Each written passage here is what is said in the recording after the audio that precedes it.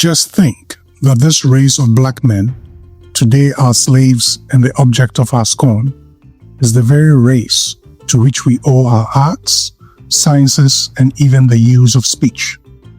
You've heard it before. If black people are so great, then why were they conquered?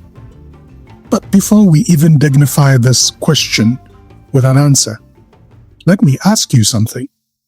When did conquest become the measure of human worth? When did the ability to destroy, pillage, and enslave become the standard by which we judge greatness? Because if that's the case, then we are not talking about civilization. We are talking about savagery, dressed up in fancy clothes. Military domination has never been the measure of human excellence. If brute force determined greatness, then every schoolyard bully would be considered a genius, and every gang leader would be hailed as a visionary. The logic is actually backwards from the start. When someone invades your land, steals your resources, and enslaves your people, they are not proving their superiority. They are confessing their own inadequacy. They are admitting they couldn't create what you built, so they had to take it by force.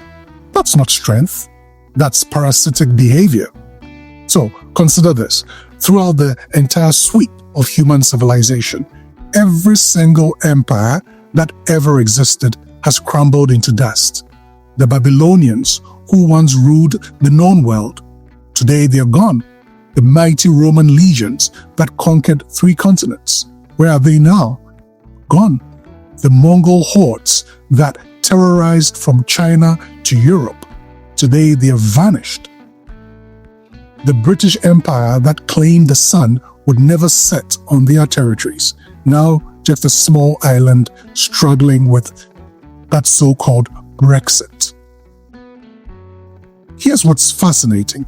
While these military powers were busy destroying and conquering, African civilizations were busy creating and innovating. The Nubio-Kemetic civilization introduced African knowledge to the Mediterranean region. The Mali Empire controlled trade routes that made European kings look like paupers. The Ethiopian Empire remained unconquered for over 1,000 years, defeating every single invader from the Romans to the Italians.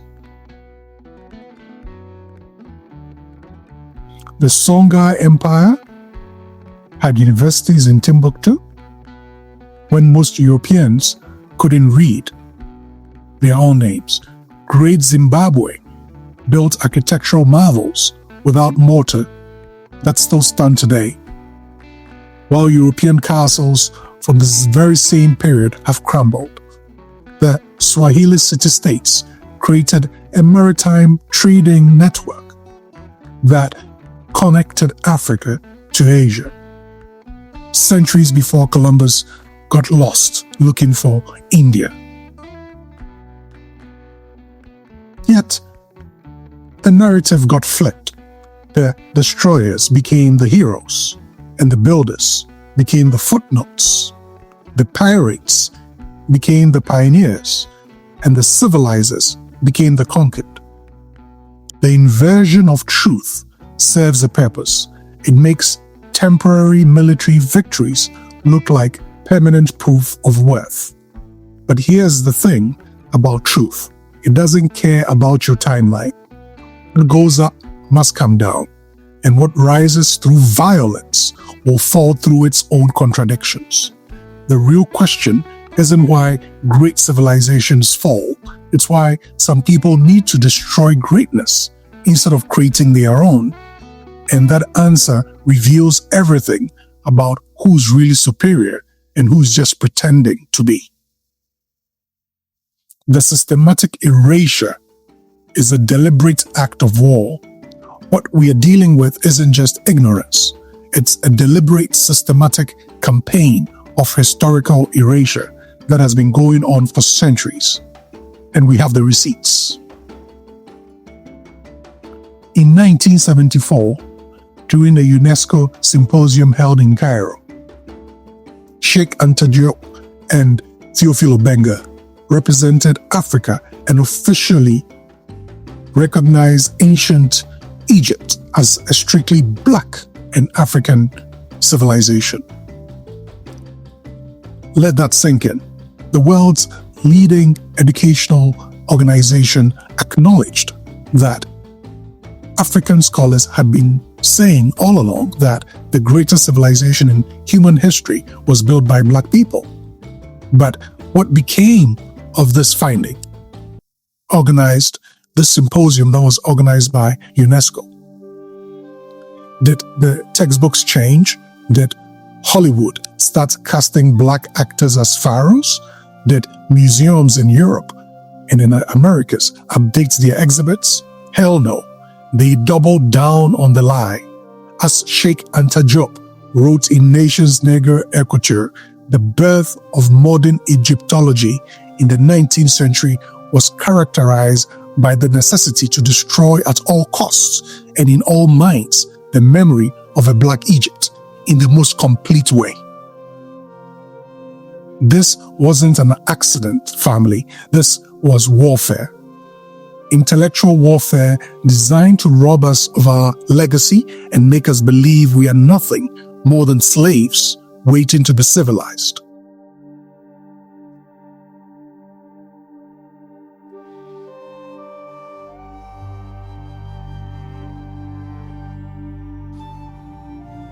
I have left on the screen a few quotes by Sheikh Anta Diop. Pause the screen and read them if you may.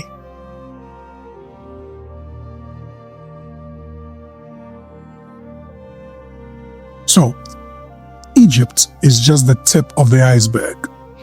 They've actually whitewashed every single black civilization they could get their hands on. The Moroccan empires, whitewashed. Carthage, the empire that stood up to Rome and had Rome shaking in its sandals, whitewashed.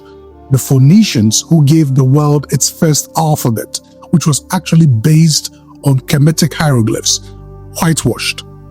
If you haven't seen this video, I'll put it in the description. Watch it. The Sumerians, who invented writing itself, whitewashed. We've already spoken about the early Sumerians being black and being out of Africa, and that these people were replaced by northern hordes of pink-skinned people. This has been shown in other videos. I'll put it in the description. They took our Moorish ancestors who brought Europe out of the Dark Ages, who built universities in Spain while Europeans were still figuring out simple basic hygiene and dying from the plague. They made all of these truths disappear from history. Even in Africa itself, they couldn't let us have our due. During apartheid, if you think I'm lying, it was literally illegal to suggest that black people built Great Zimbabwe. This is the truth. Check the records.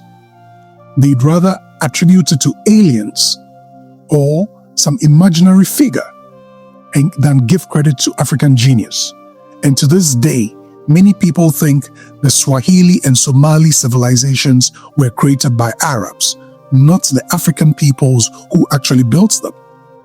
This is what Sheikh Anta Diop meant when he said any erasure of blacks from civilization, that they originated, any representation of ancient Egyptians as anything other than black and African is an act of war against us.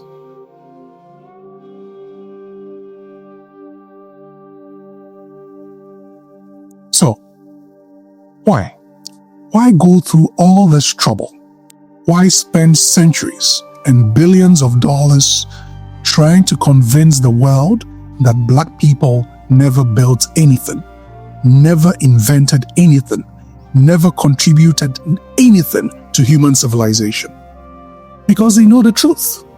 They know that if people understood the real history of the world, if they knew that black people were the original civilizers of this planet, the entire foundation of white supremacy would crumble like a house of cards.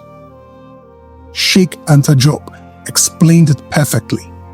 They count on your complex, on your alienation, on conditioning reflexes of subordination. In other words, they are not fighting us on the battlefield of facts, because on that battlefield, they've already lost every single time. They are fighting us in the realm of psychology, using their religions to make us see them as divine beings we must obey. So today, all over Africa, you have a white Jesus, using their educational systems to make us doubt our own greatness. So they'll publish anything in any journal and spill it out as the truth. Today, they'll throw out fake DNA studies of contaminated samples from ancient Kemet. If mummies collected over 120 years ago, where there was no form of contamination prevention, how can we rely on those mummies as being truthful representations of ancient Kemet? You had people mixing their own DNA with ancient DNA, and how do you even claim this as being the truth?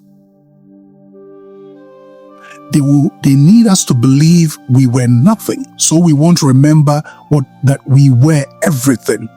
That is the truth. Now, let's talk about what it actually means to be strong. Because this idea that Africans were conquered because they were simply weak is not just wrong, it's actually backwards. It does not take a genius to kill, pillage, enslave, or erase. Violence is primitive. Any animal can destroy. Any fool with a weapon can take life and take whatever that doesn't belong to them.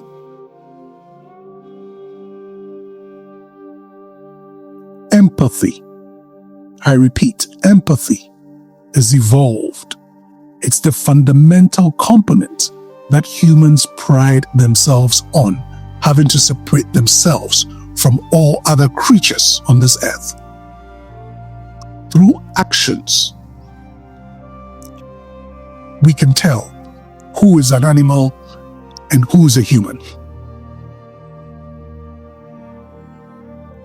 The actions of our ancestors speak the truth. There's an African-American saying that goes, "You are lucky we are only asking for equality and not revenge," because that's real strength. The strength that terrifies our oppressors is choosing love over retaliation. It's building in the face of destruction. It's forgiving when the world tells you to rage. It's maintaining your humanity when others have lost theirs. The contradiction that exposes the lie. All right? It's absolutely mind-blowing that Black people are feared today. They were feared decades ago and they are still feared today. Still called inferior, but asked to style culture, refine cuisine, inspire souls through music, and uphold the moral fabric of the very nations that subjugates them. How can you be simultaneously worthless and essential? How can you be both inferior and indispensable? How can you be both primitive and still the same source of all innovation? The contradiction exposes the lie. White supremacy is not logical. It's not spiritual. It's not even sustainable. It only works through violence and narrative control. Take away the guns and the lies, and what's left? Nothing but fear of the truth. Let's address the elephant in the room, colonization. Because they want you to think that being colonized means you were weak, when the exact opposite is true. One does not colonize a place that has nothing. You don't risk your entire army, spend your entire treasury, and sacrifice thousands of lives to take over empty land with worthless people.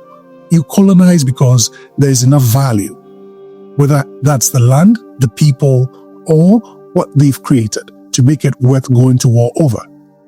When Europeans arrived in Africa, they didn't find empty wilderness.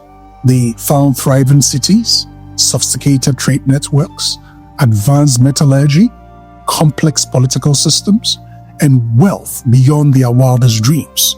They even called places like the Gold Coast, right? Remember the gold of Ghana, the salt mines of Mali, the ivory of the Congo, the spices of the Swahili coast? This wasn't primitive poverty. This was abundance that made European kings jealous. They came not as civilizers, but as pirates, not as teachers, but as thieves. And the fact that they had to use the most brutal, dehumanizing methods ever devised to maintain control tells you everything you need to know about who has real power and who's superior.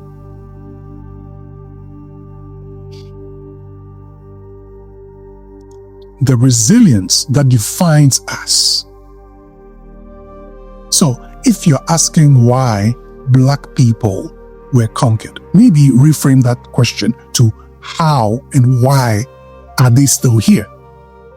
Because after 400 years of slavery, after centuries of actually colonization, after decades of apartheid, after lynchings in the Americas and massacres and systematic oppression designed to break our spirits and erase our memory, we are still here.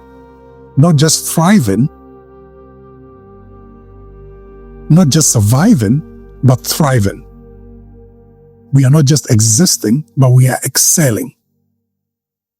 We are not just enduring, but creating beauty that moves the world through our arts, through our presence in the world. Our philosophical thought has changed the world. That's not weakness. That's the strongest force in the universe. That is the human spirit that refuses to be broken. The truth is, the beauty of what makes us human is not our savage ability to take advantage of the kindness, empathy, and goodness that other humans possess. The beauty is in our capacity for human decency in the face of such savagery. When they enslaved us, we created songs that moved the world to tears. When they segregated us, we built our own institutions that became the centers of excellence. When they tried to break our families, we created chosen families that were stronger than blood. When they told us we were ugly, we redefined beauty itself. So today, they will tan their skins, they will have Botox injections into their lips, they will inject things into their backsides to make them big and redefine beauty according to how we look.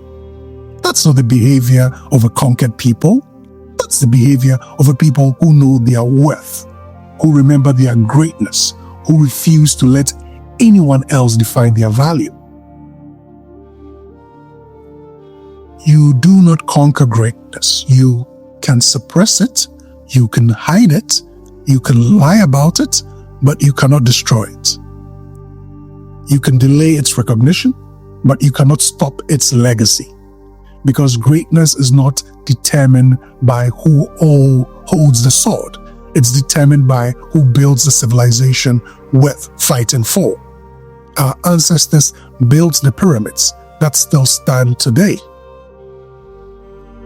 When empires that conquered them have turned to dust, they created the mathematical principles upon which Western science is built. They developed the agricultural techniques that feed the world. They established the trade routes that connected continents. They wrote the philosophical texts that shaped human thought, and indeed shaped Greek thought. The very thought that they now proclaim as being central to human civilization was actually based off of African thought and belief systems.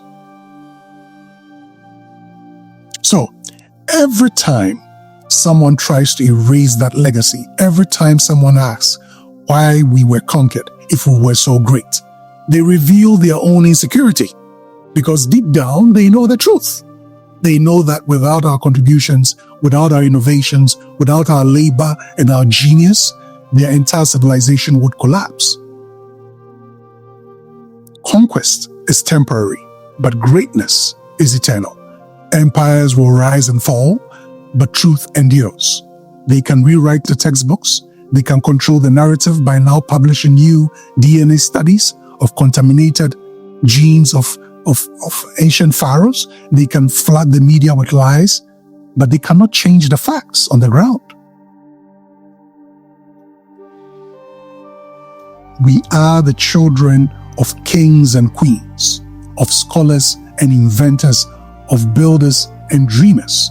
We are the descendants of people who looked at the stars and built monuments that aligned with them, who looked at the earth and created agriculture, who looked at each other and created the concept of Ubuntu. I am because we are. And no amount of historical revisionism, no amount of systematic oppression, no amount of psychological warfare can change that fundamental truth. The question was never why we were conquered. The question is why, after everything they've done to try to break us, we are still here, still rising, still shining. Our light is so bright, our melanin is glowing. They can't do anything about it, and they can never dim it. Can you dim the sun? No, that's exactly what we are. We thrive in the sun while they burn up. Remember who you are, child of Africa, no matter where you are on this earth today. Remember where you come from, and never ever let anyone convince you that temporary setbacks define permanent worth. We are greatness. We always have been. We always will be. And that's the truth they are most afraid of. Keep rising, keep learning, keep remembering. The ancestors are watching and they are proud. Our descendants are rejoicing at the redemption of our race. Be black and proud. We begin our journey in the Great Lakes region of Africa. The Anu, migrants from the Great Lakes region, were the first settlers of the Nile Valley. The first written scripts were found in Abydos and dated to about 3400 BCE. These predate the cuneiform script of Sumer by at least 2 centuries. The Scorpion King was a ruler of Upper Kemet in the pre-dynastic period. The first dynasty covers the first series of kings to rule over a unified Kemet, the Old Kingdom. It is also known as the Age of the Pyramids, encompasses the reigns of the great pyramid builders such as Khufu and Khafra. The Kerma culture was based in the southern part of Nubia, or Upper Nubia, in parts of present-day northern and central Sudan. The Middle Kingdom started from the reunification of Egypt under the reign of Mentuhotep II in the 11th dynasty to the end of the 12th dynasty. Thutmose III attacked Nubia, but only went so far as the 4th cataract of the Nile. The new kingdom included some of Kemet's most famous kings, including Ahmose I,